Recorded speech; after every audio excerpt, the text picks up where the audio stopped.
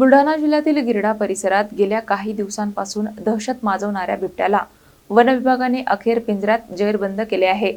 या कारवाईनंतर शेतकरी आणि ग्रामस्थांनी सुटकेचा निश्वास सोडत वन विभागाच्या तत्परतेचे कौतुक केले। बुलढाणा जिल्ह्यातील गिरडा परिसरात सलग हल्ले करून ग्रामस्थांमध्ये भीतीचे वातावरण निर्माण करणाऱ्या बिबट्याला वन विभागाने अखेर पिंजऱ्यात जेरबंद करण्यात यश मिळवले आहे। या बिबट्याने 5 जुलै रोजी शेतकरी रमेश बबनराव सोनुने यांच्या गोठ्यात घुसून 6 बकऱ्यांचा फडशा पाडला होता। त्यानंतर 14 जुलै रोजी पुन्हा हल्ला करत 5 शेळ्या आणि एका वासराला ठार केले।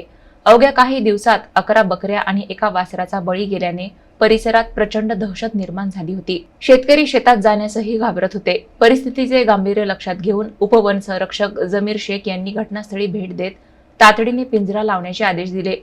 वन विभागाच्या नियोजनबद्ध मोहिमेमुळे बिबट्या सुरक्षितपणे जेरबंद करण्यात आला।